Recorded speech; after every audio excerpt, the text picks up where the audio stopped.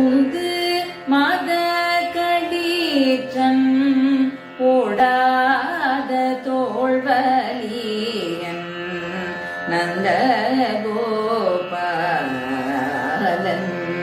மருமகளே நப்பின்னாய் கந்தம் கமழும் குழலி கடை திரவாய் வந்தெங்கும் கோழி அழைத்தன காண்மாதவே பந்தல் மேல் பல்கால் குயிலினங்கள் கூவின காண் பந்தாரிரவியும் மைத்துனன் பேர் பாட சிந்தாமரை கையால் சீரார் வளை ஒளிப்ப வந்து திரவாய் மகிழ்ந்தேனோரெம் பாவாய் வந்து திரவாய் மகிழ்ந்தேனோரெம் பாவாய்.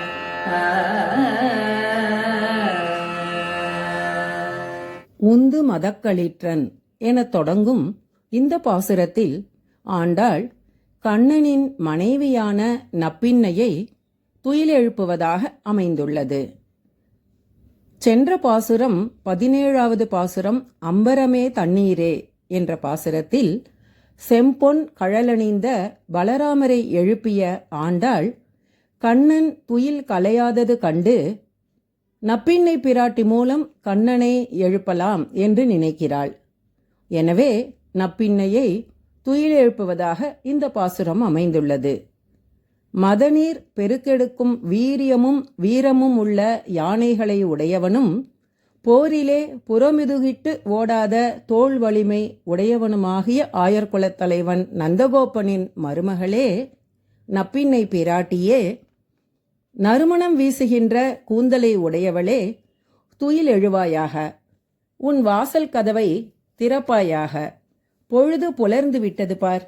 கோழிகள் எல்லா திசைகளிலும் கூவி அழைக்கின்றன பார்.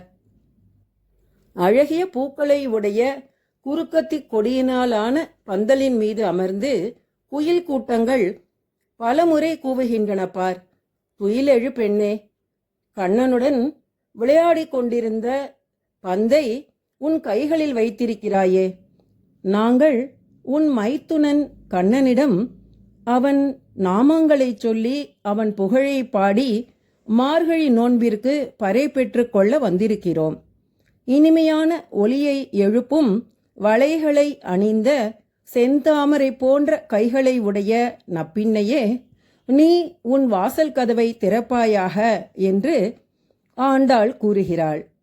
குறிப்பு: மைத்துனன் என்ற வார்த்தைக்கு அத்தை மகன் என்ற பொருளும் உண்டு. நப்பின்னை யசோதையின் அண்ணன் மகளானதால் கண்ணன் அத்தை மகன் உறவுமுறை ஆகிறது.